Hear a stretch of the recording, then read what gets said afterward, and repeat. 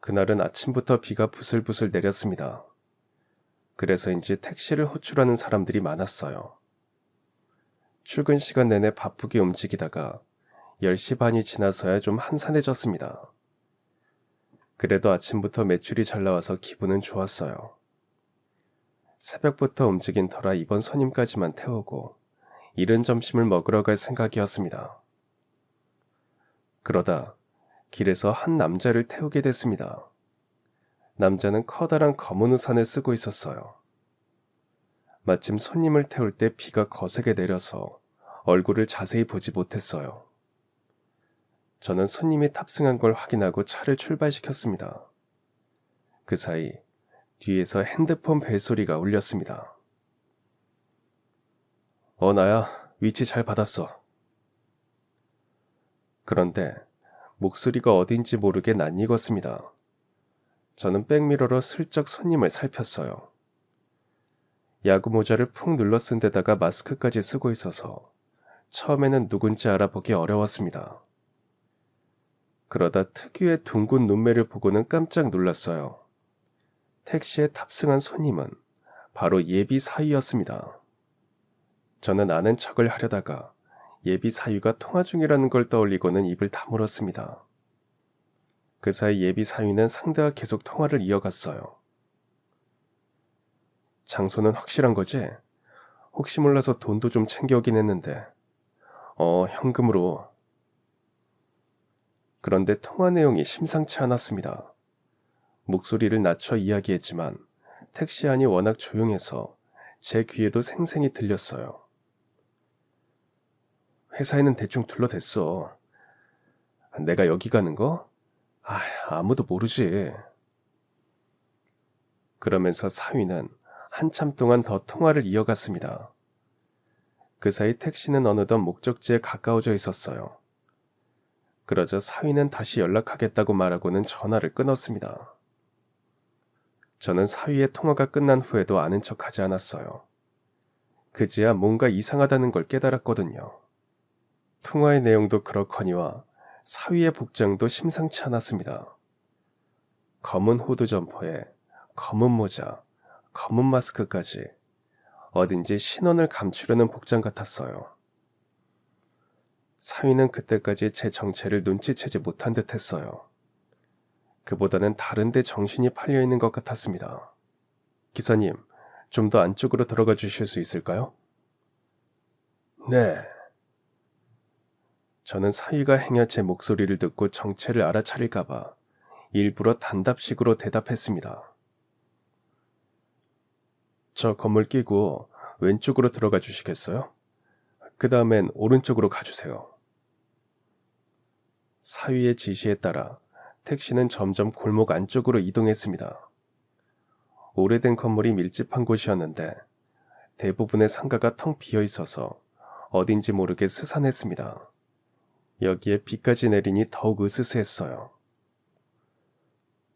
네, 됐습니다. 여기 세워주세요. 사위는 택시비를 지불하고는 택시에서 내렸어요. 저는 일부러 대꾸하지 않았습니다. 택시에서 내린 사위는 주변을 경계하듯 살피고는 골목 안쪽으로 들어갔어요. 저는 얼른 택시를 한쪽에 세워두고 사위의 뒤를 따랐습니다. 아무리 무딘 사람도 오래 살다 보면 촉이라는 게 생기지 않습니까? 그때가 딱 그랬어요. 사위가 대체 어디를 가는지 제 눈으로 확인해야겠다는 생각이 들었습니다. 택시가 이미 골목 사이사이로 들어왔건만 사위는 또다시 우산을 쓰고 골목 사이사이를 헤맸어요. 뒤에서 몰래 따라가면서도 행여 사위가 돌아봤다가 마주치면 어쩌나 그런 생각에 등 뒤로 식은땀이 흘렀습니다. 하지만 다행히 빗소리가 많은 걸 감춰줬어요. 게다가 사위도 초행길인지 연신 핸드폰을 보면서 위치를 확인하느라 뒤를 돌아볼 겨를이 없어 보였습니다. 그렇게 골목을 헤매던 사위는 한참 만에야 허름한 3층짜리 상가 건물로 들어갔습니다. 그리고 곧바로 3층으로 올라갔어요. 사위는 아무 간판도 걸려있지 않은 복도 끝 철문으로 다가갔습니다. 철문이 열리는 순간 안쪽에서 어마어마한 소음이 쏟아져 나왔어요. 아이, 끝발 떨어지기 전에 빨리 치라고. 시간 끌지 말고. 아, 이 새끼 어디서 첫 판부터 장난질이여. 핫도페가 쿵쿵 탁자에 부딪히는 소리, 사람들의 웃음소리, 왁자한 욕설과 고함이 한순간에 복도로 쏟아져 나왔어요. 하지만 문이 닫히자 놀랄 만큼 조용해졌습니다. 저는 순간 다리에 힘이 풀려서 그대로 주저앉고 말았어요. 사위가 들어간 곳은 불법 도박장이었습니다. 그제야 사위의 수상한 통화 내용과 옷차림을 이해할 수 있었어요. 불길한 예감은 왜 한 번도 어긋나지 않는 건지, 차라리 이 모든 게 꿈이었으면 했습니다. 딸아이에게 이 사실을 어떻게 전해야 할지 막막함에 얼굴을 쓸어내렸어요. 더불어 저보다 먼저 세상을 떠난 친형이 떠오르면서 가슴 한구석이 저릿했습니다. 저에게는 8살 차이 나는 친형이 있었습니다. 어릴 적 부모님이 돌아가시고 저에게 남은 유일한 가족이었죠. 부모님은 제가 6살 때 돌아가셨어요. 눈이 펑펑 내리던 겨울날이었죠. 어머니는 퇴근하는 아버지와 함께 장을 봐오시겠다며 홀로 집을 나섰습니다. 그러다 교차로에서 빙판길에 미끄러진 트럭에 치여 두 분 모두 그 자리에서 돌아가시고 말았어요. 장례식장의 풍경은 사실 뚜렷이 기억나지 않습니다. 고작 6살이었으니 죽음이라는 개념도 잘 모를 나이였죠. 그래서 연신 형에게 엄마 아빠는 언제 오냐고 물었던 것 같습니다. 형, 이모 삼촌은 다 왔잖아. 엄마 아빠는 언제 와? 엄마 아빠는 못 와. 아주 멀리 가셨거든. 형은 굳은 표정으로 그렇게 답했어요. 곳곳에서 들려오는 사람들의 울음소리와 저와 형을 보고 수군거리는 소리, 그 속에서 제 손을 꽉 쥐고 있던 형의 모습이 지금도 가끔 떠오릅니다. 저와 형을 맡아주겠다는 친척이 없어서 저희는 결국 보육원으로 보내졌어요. 보육원에 간 첫날 밤, 형은 제 손을 계속 잡고 있었어요. 잠을 잘 때도 마찬가지였죠. 가만히 누워 천장을 보는데 온갖 소음이 들렸습니다. 누군가는 울고, 누군가는 칭얼거리고, 누군가는 토를 했어요.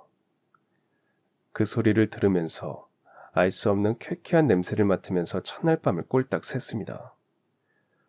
그 소음과 냄새에 익숙해지기까지 며칠은 걸렸던 것 같아요. 그때까지는 매일 형에게 졸랐습니다. 우리 집으로 가자고 말이죠. 그때마다 형은 안 된다고만 말했어요. 엄마 아빠가 없어서 집으로 돌아갈 수 없다고 말이죠. 생각해보면 그때는 형도 고작 14살밖에 안 됐는데 칭얼거리는 제게 짜증 한 번 내지 않고 그 모든 걸 묵묵히 받아줬습니다. 하루는 엄마가 보고 싶어서 한쪽 구석에서 울고 있는데 보육원에서 제법 나이가 있는 형이 짜증 섞인 목소리로 말했어요. 어이, 그만 좀 징징거려. 엄마 그만 찾으라고. 니네 엄마 죽었다며. 덩치 큰 사람이 그렇게 말하니 어린 마음에 겁이 나서 더 큰 소리로 울었습니다. 그 소리에 형이 쫓아왔고 다짜고짜 그 큰형에게 주먹을 날렸습니다. 네가 뭔데 내 동생을 울려? 뭐? 아, 이게 미쳤나? 자기보다 한참 어리고 덩치도 작은 사람에게 일격을 당했으니 큰형은 눈이 돌아갔죠. 하지만 형은 지지 않고 맞섰어요. 저를 지키기 위해서라면 늘 그렇게 물불을 가리지 않았어요. 이제야 생각하면 그런 형 덕분에 고단한 보육원 생활을 버틸 수 있었던 것 같아요. 하지만 그 시절조차 그리 오래가지 못했습니다. 형이 만 18세가 되면서 보육원에서 퇴소했기 때문이죠. 혼자 남기 싫었던 저는 형과 함께 나왔습니다. 저희가 제일 처음 머문 곳은 고시원 쪽방이었어요. 그조차 정말 어렵게 마련했죠. 형은 바로 다음날 공사장으로 향했습니다. 벽돌을 나르고 시멘트를 나르고 쉴 새 없이 일했죠. 그러다 보니 물집이 붙고 터지는 일이 다반사였습니다. 그럼에도 불구하고 형은 지금이 더 행복하다고 말했어요. 물론 저도 그랬습니다. 우리끼리 먹으니까 좋지? 응, 빨리 안 먹어도 돼서 너무 좋아. 그래, 너 맨날 보육원에서 빨리 먹다가 체했잖아. 배고프면 더 사줄 테니까 천천히 먹어. 그래봐야 편의점 도시락이었지만 그래도 형과 나눠 먹으니 행복했어요. 도시락 하나를 갖고 남자 둘이 나눠 먹으니 당연히 배가 부르진 않았지만 형에게 더 사달라고 떼를 쓰진 않았어요. 환경의 영향인지 나이보다 일찍 철이 들었던 거죠. 제가 그랬으니 형은 오죽했겠습니까? 어린 나이에 저를 먹여 살리는 일이 제법 벅찰 텐데도 좀처럼 힘든 내색을 하지 않았습니다. 하루는 이런 일도 있었어요. 한겨울에 갑자기 보일러가 고장이 난 겁니다. 며칠을 찬방에서 지내야 했죠. 숨을 내쉬면 입김이 나올 만큼 추운 날씨였어요. 제가 오들오들 떨자 형이 얼른 나가서 라면 한 개를 사왔습니다. 그리고 이불 속에서 라면 한 개를 형과 나눠 먹었어요. 뜨거운 국물을 마시니 꽁꽁 온몸이 녹아내리는 것 같았어요. 제 평생 먹은 라면 중 그때 형과 함께 먹은 라면이 제일 맛있었어요. 형은 악착같이 돈을 벌고 모았습니다. 덕분에 처음에는 고시원 쪽방에서 지내다가 옥탑방으로, 방이 있는 반지하로 조금씩 집을 넓혀갈 수 있었어요. 그 사이 저는 대학 진학을 준비했습니다. 처음에는 당연히 저도 고등학교만 졸업하고 곧바로 밥벌이에 뛰어들 생각이었어요. 그런데 형이 완강히 반대했습니다. 진수야, 형이 살아보니까 대학 졸업장 하나로 인생의 시작점이 달라지더라. 형은 비록 시기를 놓쳤지만 넌 아니잖아. 열심히 공부해서 대학 가. 형이 등록금은 어떻게든 마련해 볼 테니까. 형이 지금까지 나 먹여 살린 것만으로도 충분해. 이제 나도 벌어야지. 지금 푼돈 벌어서 갚을 생각 말고 나중에 크게 벌어서 갚아. 그러면 되잖아. 저도 한 고집 했지만 형도 만만치 않았어요. 결국 저는 형의 뜻대로 입시를 준비했습니다. 오랜 시간 고심한 끝에 학비 부담이 적고 취업 전망이 괜찮은 지방 국립대의 경영학과에 지원했어요. 합격 소식을 듣고 저보다 기뻐한 사람은 형이었습니다. 우리 진수 장하다. 부모님께서 살아계셨다면 진짜 자랑스러워하셨을 텐데. 그때 처음으로 형이 돌아가신 부모님 이야기를 꺼냈어요. 그러면서 눈시울을 붉히는데 저도 코끝이 찡해졌습니다. 형 정말 고마워. 나한테는 형이 부모님이나 마찬가지야. 나 대학 가서도 진짜 열심히 공부할게. 형이 고생한 만큼 내가 꼭 형 호강시켜줄게. 이야, 말만 들어도 배부르네. 나한테 갚을 생각 말고 너부터 잘 될 생각을 해야지. 형은 그렇게 말하는 제가 기특한지 웃으면서 머리를 쓰다듬어 줬습니다.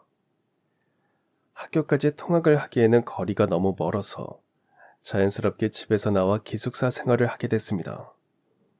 저는 더 이상 형에게 부담을 주고 싶지 않아서 이런저런 아르바이트를 하면서 용돈을 벌었었어요. 형 역시 제가 대학에 가자 한시름 놓았는지 전보다 여유를 갖고 생활했죠. 그리고 제가 대학생 3학년이 되었을 때 형수님을 소개해 줬습니다. 형이 저 때문에 진짜 고생 많이 했어요. 저희 형 잘 부탁드립니다. 야, 넌 무슨 그런 말을 하냐? 애늙은이처럼. 네, 도련님. 제가 이 사람을 앞으로 잘 챙길게요. 첫 만남에서 제가 대뜸 저렇게 말했더니 형이 얼굴이 귀 끝까지 빨개졌어요. 그 사이 형수님은 웃으면서 그렇게 답했습니다. 형과 형수님은 얼마 지나지 않아 조촐하게 결혼식을 올렸습니다. 그 사이 저는 대학을 졸업하고 작은 무역회사에 취직했어요. 형이나 저나 새로운 삶을 시작한 거죠. 저는 회사 생활에 적응하느라, 형은 신혼살림을 꾸리느라 한동안 정신이 없었습니다. 형이 일 때문에 지방으로 내려가면서 교류가 더 어려워지기도 했고요. 그래도 가끔 서로 전화하고 안부를 물으며 지냈습니다. 그러던 어느 날 형수님에게 전화가 걸려왔어요. 도련님, 그 이번 주말에 좀 내려올 수 있어요? 네, 내려갈 수 있죠. 무슨 일 있으세요? 생전 연락이 없던 형수님이 갑자기 연락을 해온 것도 의외였는데 내려와 달라고 부탁하니 무슨 일이 생긴 건가 싶었습니다. 제 질문에 머뭇거리던 형수님이 뜻밖의 말을 꺼냈어요. 도련님이 와서 한수 씨 좀 말려줘요.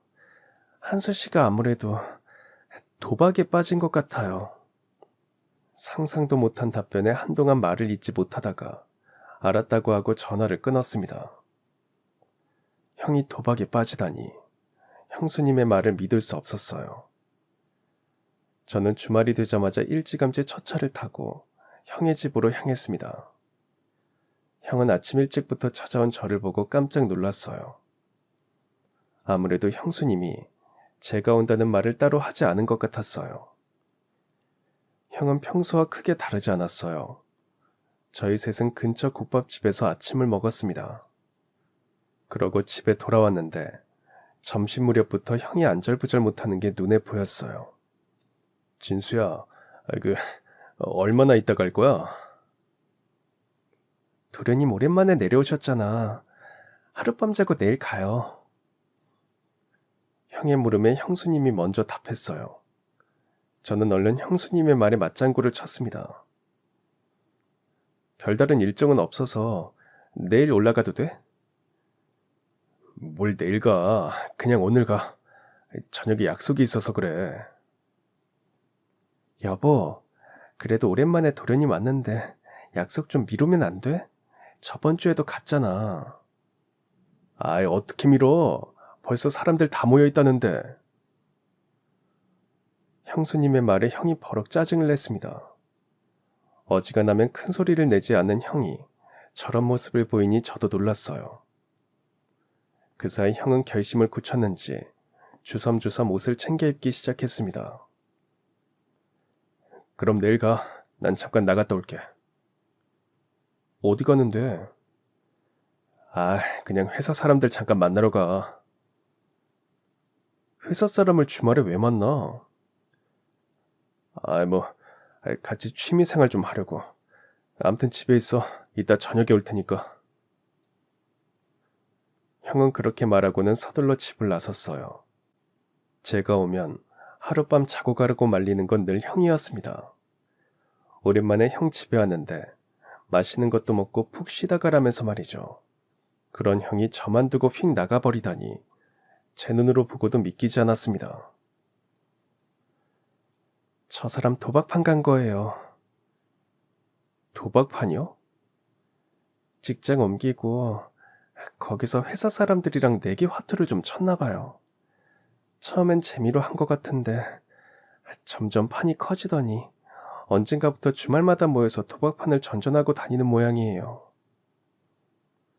형수님은 그렇게 말하면서 눈물을 훔쳤어요. 그러다 도박에 빠지면 진짜 큰일 나니까 제가 그만두라고 얘기했는데 처음엔 좀 듣는 척 하더니 이젠 그만두라고 얘기하면 오히려 저한테 화를 내요. 내가 번 돈 내가 쓰겠다는데 무슨 상관이냐면서요. 어디로 갔는지 아세요? 네, 매번 가는 장소가 있거든요. 제가 한번 가볼게요. 저는 그렇게 형수님에게 도박장 주소를 받아들고 집을 나섰습니다. 도박장은 시내에서 좀 떨어진 곳에 있었어요. 안으로 들어서니 탁자에 둘러앉아 내기 화투를 벌이는 이들이 가득했습니다. 형 역시 그 사이에서 열을 올리고 있었어요. 이번 판은 나가리네. 총알 떨어졌으면 오늘은 일찌감치 일어나. 뭘 벌써 일어나. 아직 해가 중천인데. 저는 형에게 다가갔습니다. 형, 지금 뭐 하고 있는 거야? 아, 뭐야? 네가 여기를 어떻게 알고 왔어? 형수님이 알려주셨어. 이제 그만하고 집에 가자. 내가 저녁쯤에 들어갈 테니 집에서 기다리라고 했잖아. 나 오랜만에 내려왔잖아. 얘기하고 싶은 것도 있으니까 이제 집에 가자. 아이, 뭔 얘기를 해. 나중에 전화로 해. 나 지금 바빠. 제가 그렇게 얘기하는데도 형은 들은 척도 안 했어요. 다시금 돌아가는 화투판에 이미 온정신이 가 있었습니다. 저는 형의 팔을 잡고 일으켜 세우려 했어요. 형, 나랑 같이 집에 돌아가자니까? 아이, 놔. 내가 저녁에 돌아간다고 했잖아. 애새끼처럼 왜 그렇게 칭얼거리는데? 방해하지 말고 꺼져. 한 번만 더 방해하면 그땐 진짜 가만 안 둔다. 제가 재촉하자 형은 버럭 화를 냈어요. 순간 형에게서 느껴지는 살기에 저도 모르게 멈칫했습니다. 살벌하게 경고하는 형을 보고 있자니 정말 내가 알던 사람이 맞나 싶었어요. 저는 주춤거리다가 결국 혼자 집으로 돌아왔습니다. 형은 저녁이 돼도 오지 않았어요. 자정이 다 돼서야 잔뜩 술에 취해서 집으로 들어왔죠. 다음날 형과 진지하게 대화를 해봤지만 형은 이 모든 걸 대수롭지 않게 생각했어요. 야, 그냥 주말에 취미로 좀 치는 거야. 내가 이것 때문에 빚을 진 것도 아니고. 다른 취미도 많은데 하필 왜 도박이야? 아이, 도박 아니라니까. 네가 진짜 도박판을 못 봐서 그래. 제 설득에도 형은 좀처럼 넘어가지 않았습니다. 그 후로는 주말마다 형네 집에 내려갔어요. 형을 도박판에서 빼내기 위해서였죠. 하지만 제 노력은 모두 물거품으로 돌아갔습니다. 형의 도박 중독은 점점 심해졌고 나중에는 직장조차 나가지 않게 됐어요. 형은 돈만 생기면 그걸 들고 도박판을 찾았습니다. 형을 빼내기 위해 온갖 노력을 다하던 형수도 결국 포기를 선언했습니다. 도련님, 더는 이 사람이랑 못 살 것 같아요. 더 살다가는 제가 죽을 것 같아요. 그런 형수님을 말릴 수 없었습니다. 형의 상태를 누구보다 잘 알았기 때문이죠. 형은 형수의 이혼 선언에도 눈 하나 깜짝하지 않았습니다. 형수마저 떠나자 형은 급속도로 망가지기 시작했어요. 이러다 정말 사람 하나 죽겠구나 싶어서 저는 다니던 직장도 그만두고 지방으로 내려갔습니다. 그리고 형을 도박판에서 빼내기 위해 온갖 노력을 다했어요. 그러자 형은 제가 잠든 사이 가진 돈을 모두 들고 자취를 감췄어요. 형의 행방을 수소문하면서 가진 돈을 다 쓴 저는 결국 서울로 올라와서 새로운 일자리를 얻었습니다. 그 후로도 틈틈이 형을 찾아 헤맸지만 형은 끝내 나타나지 않았어요. 도박판을 전전하던 형은 결국 길에서 쓰러져서 생을 마감하고 말았습니다. 제대로 먹지도 자지도 못해 앙상한 형의 시신을 보면서 눈물조차 나지 않았어요. 사람이 이렇게 허무하게 가다니 눈앞에 펼쳐진 현실을 받아들일 수 없었습니다. 장례식을 해도 찾아올 사람이 없었기에 최소한의 절차만 밟고 형을 보내줬습니다. 이런 일들을 겪고 나니 도박에 돛자만 들어도 치가 떨렸습니다. 누가 내기당구 같은 걸 치자고 하면 단칼에 거절했어요. 복권 같은 것도 거들떠 안 받습니다. 남들이 보면 유난이라고 할 만큼 일확천금과는 철저하게 거리를 두는 삶을 살았어요. 원래도 말수가 적고 무뚝뚝한데 이렇게 유별을 떠니 주변 사람들로부터 재미없는 사람이라는 평가를 받았죠. 그런 저를 유일하게 긍정적으로 평가해주는 여직원이 있었습니다. 요즘 사람들 너무 가볍잖아요. 저는 오히려 대리님처럼 진중한 사람이 좋더라고요. 그 여직원이 바로 지금의 제 아내입니다. 저 역시 밝고 다정한 아내가 좋았어요. 형이 그렇게 떠난 후로 줄곧 침울하게 지냈는데 아내와 있으면 저도 모르게 웃을 때가 많았습니다. 부모에게 사랑받고 자란 사람은 이렇구나. 아내를 보면서 참 많은 생각을 했어요. 아내로부터 늘 좋은 기운을 받았기에 저도 아내에게 잘했어요. 다행히 장인어른 장모님도 그런 제 노력을 높이 사주셨고 무리 없이 아내와 결혼할 수 있었습니다. 아내와 결혼한 후로는 하루하루가 행복했어요. 아내를 쏙 빼닮은 딸까지 태어나니 이보다 더 행복할 수 없었죠. 매일 퇴근해서 딸과 함께 시간을 보내는 게 제 유일한 낙이었습니다. 하지만 그 무렵 회사 생활은 썩 좋지 않았어요. 이사님이 새로 오셨는데 내기 골프를 좋아하셨거든요. 처음에는 성실하다고 저를 좋게 봐주시더니 몇 번 제가 내기 골프를 거절하자 이것저것 트집을 잡기 시작했습니다. 홍 과장은 다 좋은데 사람이 유도리가 없어. 여유를 갖고 살아. 인생을 왜 그렇게 팍팍하게 살아? 걸핏하면 그렇게 면박을 주고는 했습니다. 그럴 때마다 저는 고개를 숙이며 알겠다고 말할 수밖에 없었죠. 그러다 보니 자연스럽게 산의 라인 타기에서 멀어질 수밖에 없었어요. 일은 전보다 열심히 했지만 번번이 승진해서 밀려났습니다. 반면 저보다 실적이 안 좋은 동료들은 이 사이 라인을 타고 승승장구했어요. 그럴 때마다 허탈했지만 아내와 딸을 생각하면서 어떻게든 버텼습니다. 하지만 그조차 몇 년 가지 않았어요. 회사 사정이 어려워지면서 대대적인 구조 조정이 시작됐기 때문이죠. 끝까지 라인을 타지 못한 저는 40대 초반에 회사에서 쫓겨나고 말았습니다. 아직 딸아이는 초등학생인데 앞길을 생각하니 막막했어요.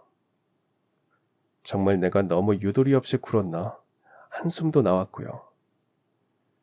그런 저를 일으켜 세운 건 바로 아내였습니다.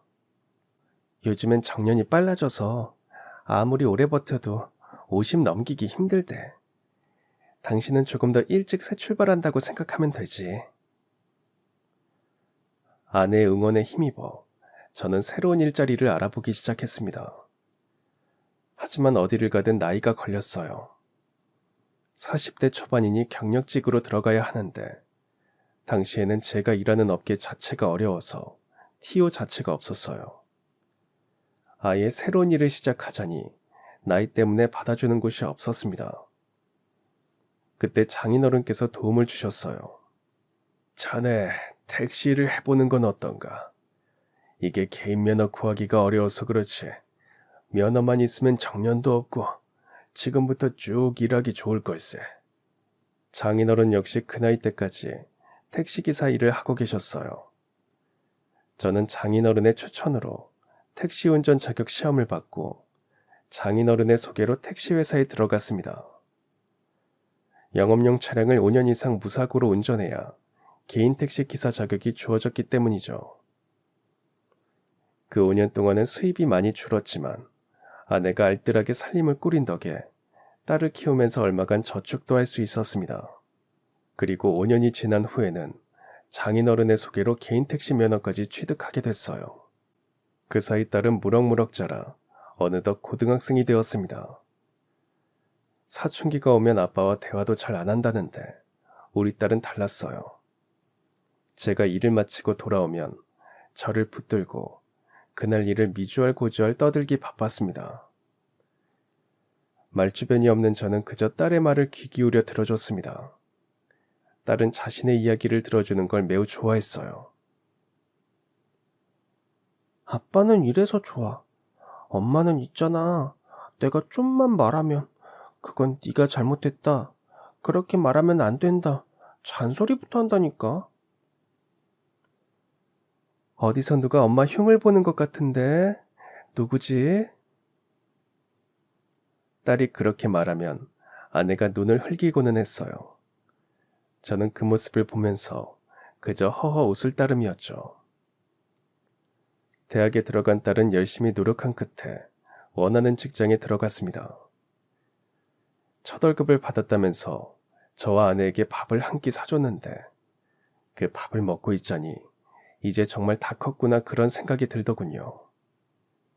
이제 제 짝만 잘 만나서 결혼하면 부모로서 큰 숙제는 끝낸 셈이었습니다. 그리고 드디어 그날이 찾아왔어요. 엄마, 아빠, 이번 주 금요일에 시간 돼? 같이 저녁 먹자. 엄마, 아빠한테 소개해줄 사람이 있어.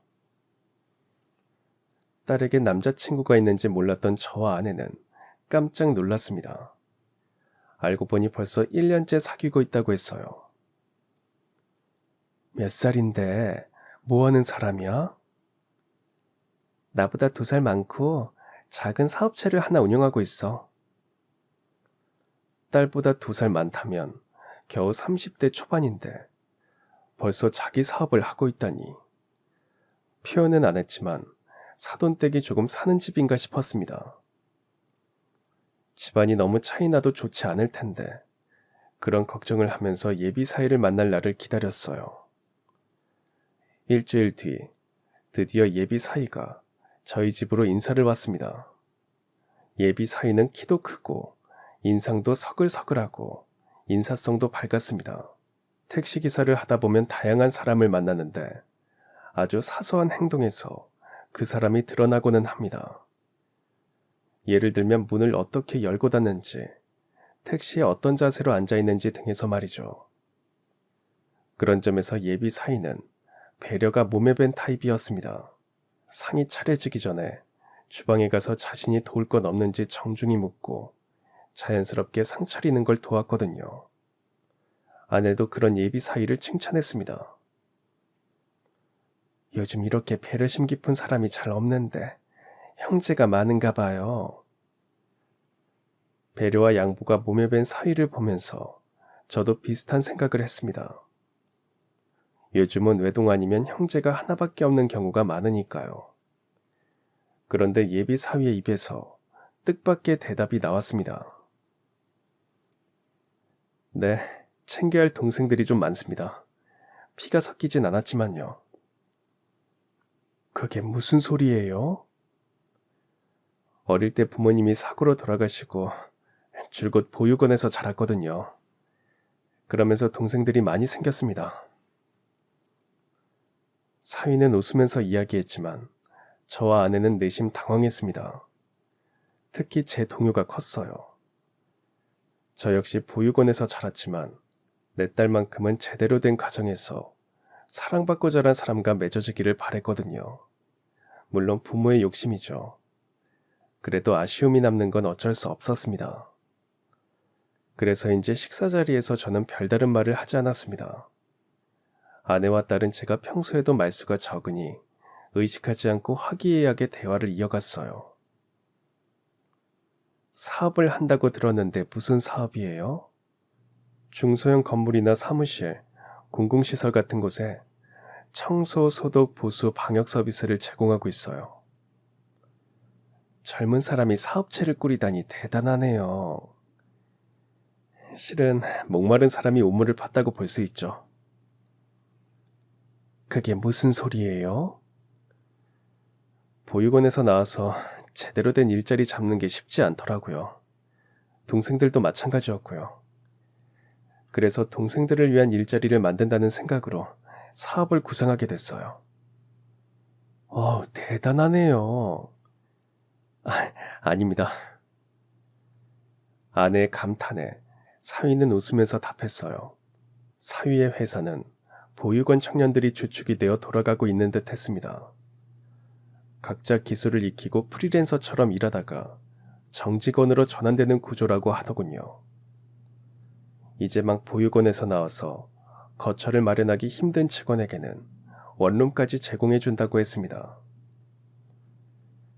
처음에는 금전적으로 좀 힘들었습니다. 투자받기도 쉽지 않았고요. 지금은 단골 거래처도 어느 정도 확보됐고 사업의 취지를 좋게 본 정부 기관에서 투자도 받아서 열심히 회사를 키워가고 있습니다. 사위는 믿음직스럽게 말했어요. 직원을 추가로 모집해야 할 경우 가까운 보육원에 먼저 연락을 돌린다고 했어요. 혹시 보육원 퇴소를 앞둔 청년이 있는지 물어보기 위해서였죠. 뜻이나 취지가 참 좋다고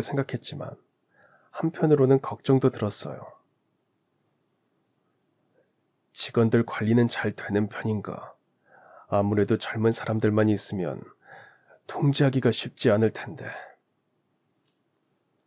제 물음에 사위는 순순히 답했습니다. 네, 맞습니다. 어쩔 때는 거래처 관리보다 직원 관리에 더 애를 먹을 때도 있습니다. 그래도 애초에 회사를 설립한 목적이 있기 때문에 그런 어려움은 안고 가려고 합니다. 아무리 그래도 자선 사업은 아니지 않나. 회사라는 게 결국은 이윤을 내야 하는데. 네, 그래서 제가 더 열심히 일하고 있습니다. 영업도 열심히 다니고요. 제 딴지에도 사위는 씩씩하게 답했습니다. 그러자 딸이 사위 편을 들더군요. 아빠가 이 사람 일하는 걸 봐야 돼. 얼마나 철두철미하게 일하는데. 알고 보니 딸이 일하는 곳의 사무실 관리를 사인의 회사에서 맡고 있다고 해요. 그러면서 두 사람 사이에 인연이 생겼다고 했습니다. 직원들 하나하나 꼼꼼히 관리하더라고. 직원들도 오빠를 믿고 따르는 편이고. 그런 책임감 강한 모습에 딸이 먼저 고백했다고 합니다. 사위 역시 딸의 밝고 따스한 모습에 끌렸고요. 마치 아내와 제 모습을 보는 것 같았습니다. 하지만 기분이 마냥 좋지만은 않았어요. 기왕이면 딸처럼 구김없는 밝은 사람을 데려오면 좋았을 텐데 그런 아쉬움이 들었습니다. 하지만 단지 그런 이유로 결혼을 반대할 수는 없으니 그저 잠자코 있었습니다. 아내는 사위를 마음에 들어 했어요. 진중하고 믿음직스럽다고 말이죠. 저는 우려를 표했습니다. 나는 기왕이면 지은이가 평범한 가정에서 자란 사람을 데려오기를 바랬는데. 보육원 출신인 게 뭐 어때서? 인성이 중요한 거지. 아무리 그래도 부모의 사랑을 온전히 받지 못해서 그런가 채워지지 않은 결핍이 있어. 그 결핍 우리가 채워주면 되지. 나랑 지은이가 당신을 채워준 것처럼. 아내의 말에 저도 결국은 웃으면서 고개를 끄덕였습니다. 그게 불과 며칠 전의 일이었어요. 설마 예비 사이에게 이런 치명적인 단점이 있는 줄은 꿈에도 모르고 말이죠. 계단에 우두커니 앉아있는데 손이 바르르 떨렸어요. 이를 어쩌면 좋을지 고민하다가 저는 가장 먼저 이 사실을 알아야 할 사람에게 전화를 걸었습니다. 바로 딸이었어요. 지은아, 너 혹시 오늘 박서방 어디 간다는 얘기 들었니? 왜 그래? 무슨 일 있어? 착 가라앉은 제 목소리에 딸이 조심스레 물었어요. 오늘? 아니, 별다른 얘기 못 들었는데. 역시나 딸은 이 사실을 까맣게 모르는 듯 했어요. 박서방, 최근에 이상한 점 없었니? 갑자기 약속을 취소한다던가 퇴근 후나 주말에 연락이 잘 안 된다거나 그런 거. 아니, 없었는데. 갑자기 그런 걸 왜 물어봐? 딸의 물음에 저는 어떻게 말을 해야 하나 잠깐 고민했습니다. 이 결혼 다시 생각해보면 안 되겠니? 갑자기? 아빠 무슨 일 있어? 제 말에 딸은 깜짝 놀라서 되물었어요. 애들로 말하기에는 한계가 있었습니다. 저는 결국 딸에게 단도직입적으로 말했어요. 방금 박서방을 택시에 태웠다. 박서방은 나를 못 알아봤고 누구랑 통화를 하는데 글쎄 하는 말이 몰래 나왔다. 혹시 몰라서 돈은 가져왔다. 그런 소리를 하더구나. 그러고는 골목골목을 돌아서 한 외진 건물로 들어가길래 몰래 따라왔거든.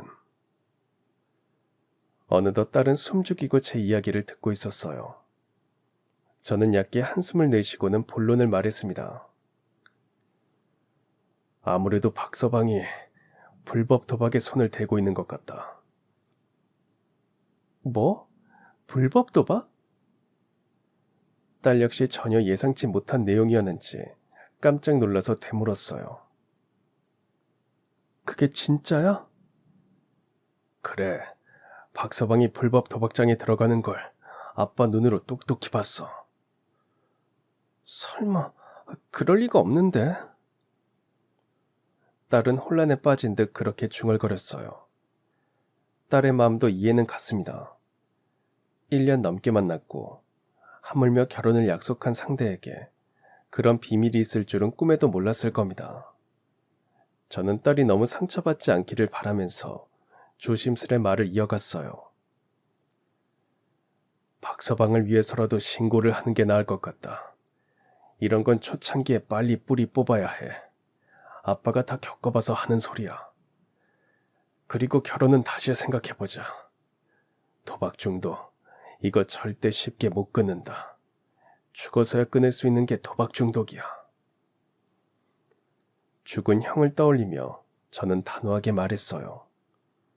물론 박서방은 다를지 모릅니다. 하지만 적어도 제 딸을 그런 희박한 가능성에 내맡기고 싶지 않았어요. 제 말에 딸은 한동안 침묵했습니다. 그러더니 뜻밖의 말을 꺼냈어요. 아빠, 박서방은 절대 그럴 사람이 아니야. 뭐? 너 지금 아빠 말을 못 믿는 거야? 아니, 믿는데 박서방이 도박하는 걸 본 건 아니잖아. 꼭 그걸 눈으로 봐야 돼. 도박하는 게 아니면 불법 도박장에 왜 오는데? 지은아, 믿기 힘든 거 잘 알아. 부정하고 싶은 마음도 이해하고 그래도 진실을 받아들여야지. 아빠의 말로 이번 한 번만 내 말을 믿어주면 안 돼? 그 사람 절대 그럴 사람 아니야. 제 말에도 딸은 의견을 바꾸지 않았어요. 그런 딸아이가 답답해서 저도 모르게 언성을 높였습니다. 믿을 걸 믿어야지. 아빠가 두 눈으로 똑똑히 봤다니까. 바로 그때였어요. 불법 도박장의 문이 열리며 소음이 쏟아져 나왔습니다. 저는 얼른 전화를 끊고 계단 아래로 내려가 몸을 숨겼어요. 그러면서 속으로 결심했습니다. 딸을 위해서라도 확실한 증거를 잡아야겠다고 말이죠. 사위가 도박장에서 나오는 사진이라도 찍겠다는 마음으로 핸드폰을 손에 들고 입구를 응시했습니다. 그런데 놀랍게도 마침 예비 사위가 나왔어요. 저는 얼른 카메라를 들어 스피커 부분을 막고 사진을 찍었습니다. 안에서 새어나오는 소음이 워낙 커서 작은 셔터음은 그대로 붙였어요. 그런데 사위는 혼자 나온 게 아니었습니다. 그 뒤로 20대 초중반으로 보이는 청년 셋이 우르르 같이 나왔어요. 그들은 풀죽은 표정으로 예비 사위의 뒤에 서 있었습니다. 불법 도박장의 문이 닫히고 소음이 사라지면서 복도는 다시 조용해졌어요. 저는 숨죽이고 사위와 세 청년을 주시했습니다. 그 사이 사위가 환한 얼굴로 청년들을 돌아봤습니다. 대희한테 얘기 듣고도 설마 했어. 저 문 열고 들어가면서도 얼마나 속으로 바랐는지 몰라. 제발 아니기를. 대희가 잘못 알았기를. 사위의 말에 한 청년이 작은 목소리로 중얼거렸어요. 죄송해요, 형. 아니, 대표님. 날 정말 대표로 생각하긴 하니? 당연하죠. 대표님 아니었으면 아마 계속 오토바이 훔치면서 살았을 거예요. 청년의 진심 어린 말에 사위는 깊게 한숨을 내쉬었어요. 그래, 그러지 말라고 일자리 마련해 준 거잖아. 당당하게 일하고 번듯하게 벌라고. 근데 그렇게 번 돈을 겨우 이런 데다 써? 사위의 지적에 새 청년은 아무 말도 못했습니다. 그냥 한 번만 해보려고 했어요. 진짜요. 그냥 한 번만. 그게 사람 인생 망치는 말이야. 너네 저 안에 있는 사람들 얼굴 못 봤어? 누구 하나 제대로 된 사람이 있었니? 다들 피골이 상접해서 카드펜만 들여다보고 있잖아. 너네도 그렇게 살고 싶어? 저흰 저렇게 안 돼요. 누구 하나 빠지면 말려주자고. 그래서 셋이 온 거예요. 맞아요. 딱 한 번만 터지면 빚도 갚고 그럴 수 있으니까. 사위의 말에 두 청년이 쭈뼛거리면서 변명을 늘어놓았어요. 그제야 저는 상황을 이해하게 됐습니다. 사위는 불법 도박을 하러 온 게 아니었어요. 직원들이 불법 도박장에 갔다는 소리를 듣고 그들을 잡으러 온 거였습니다. 창수야, 기준아, 준서가, 너네 그 돈 어떻게 번 돈이니? 하루 8시간 땀 흘려 일해서 번 돈이잖아. 너네가 그렇게 흘린 땀이 아깝지 않도록 난 너네 월급 마련하려고 백방으로 뛰어다녔어. 그렇지 않으면 열심히 일한 만큼 벌게 해주겠다는 내 약속을 지키지 못하니까. 그런데 내가 이렇게 뛰면 뭐해? 너네는 그렇게 열심히 번 돈을 이렇게 아무렇지 않게 써버리는데. 그렇게 말하면서 사위는 울컥했습니다. 믿었던 만큼 배신감도 큰 것 같았어요. 그런 사위의 모습을 보고 있자니 저까지 마음이 아파왔습니다. 당연히 마주선 세 청년은 그런 사위를 보면서 어쩔 줄 몰라 했어요. 대표님, 진짜 죄송해요. 다시는 안 그럴게요. 청년들 역시 울먹이면서 말했습니다. 그러자 사위가 얕은 한숨을 내쉬었어요. 보육원 출신은 다 저래. 어쩔 수 없어. 사위의 나직한 말에 새 청년의 몸이 움찔 굳는 게 보였어요. 그건 저 역시 마찬가지였습니다. 그런 소리를 들을 때마다 내가 얼마나 이를 악물었는지 알아? 난 그 말이 틀렸다는 걸 보여주고 싶었어. 그런데 얘들아, 그게 나 혼자 잘 산다고 되는 게 아니야. 나도 너희도 다 같이 잘 살아야 비로소 그런 편견을 깨트릴 수 있는 거야. 그래서 아등바등 여기까지 온 거고. 근데 니들이 그걸 다 무너뜨리려고 하고 있잖아. 사위의 진심 어린 말에 청년들은 물론 제 가슴도 저릿해졌습니다. 저 역시 잠깐이지만 딸이 제대로 된 가정에서 자란 이를 짝으로 데려오기를 바랬으니까요.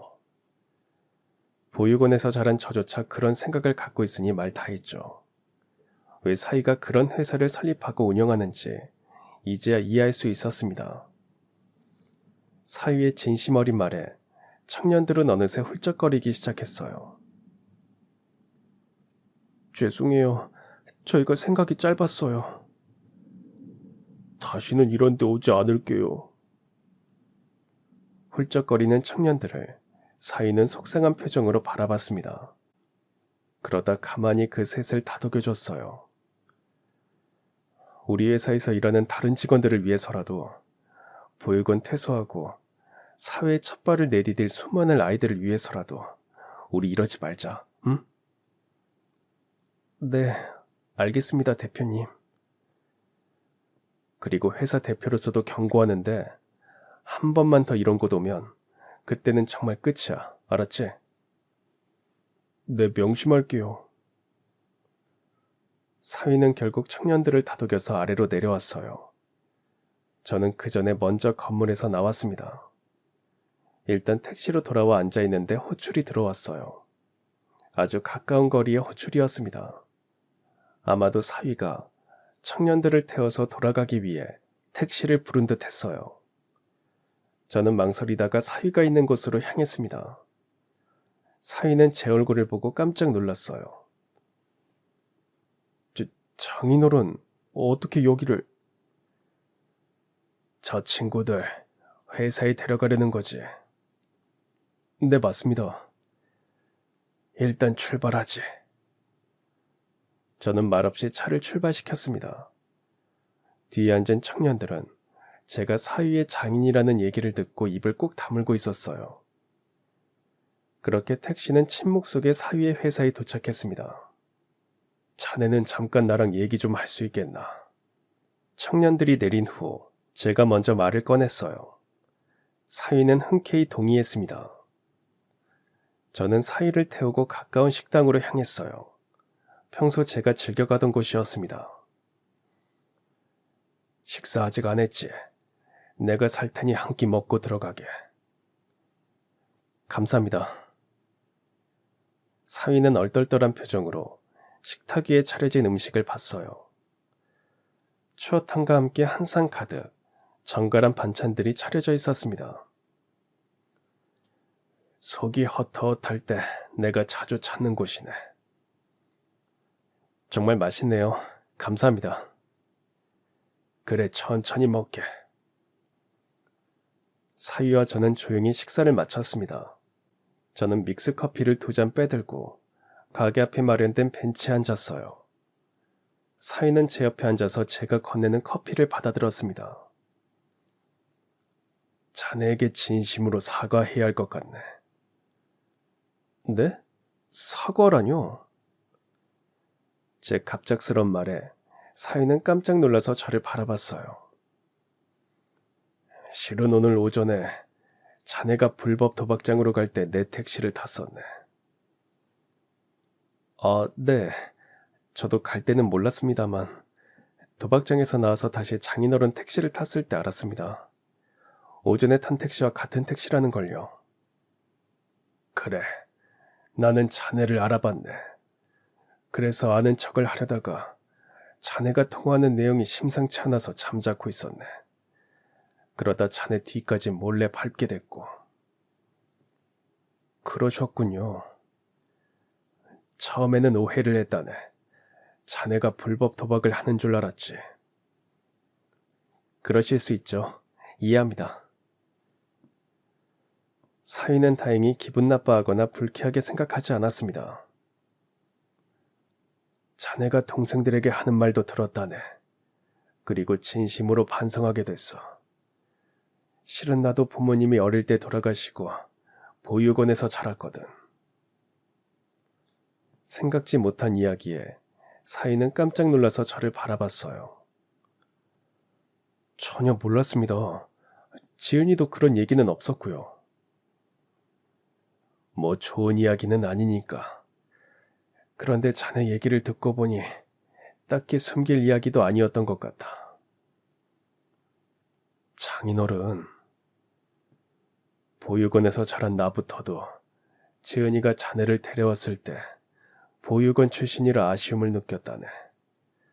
제대로 된 집에서 사랑받으면서 자란 아이를 짝으로 데려오기를 바랬거든. 이해합니다. 그러실 수 있죠. 그런데 자네 이야기를 듣고 정말 크게 반성했네. 자네 사정을 누구보다 먼저 이해하고 살펴야 할 내가 그런 생각을 했으니. 아닙니다. 괜찮습니다.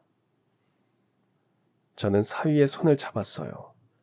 사위는 깜짝 놀라서 저를 바라봤습니다. 내 딸이 그래도 사람 보는 눈이 있는 모양이야. 이렇게 제대로 된 짝을 데려왔으니. 장인어른, 우리 딸을 잘 부탁하네. 담담한 제 말에 사위의 눈시울이 붉어졌어요. 그러더니 활짝 웃으며 고개를 끄덕였습니다. 네, 지은이랑 예쁘게 잘 살겠습니다.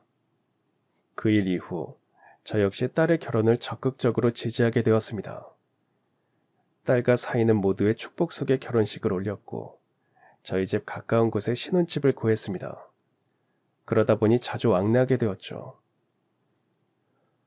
자네 오늘 언제 끝나나? 이따 저녁에 잠깐 들를 수 있나? 물론이죠, 아버님. 뭐 시키실 일이 있으세요?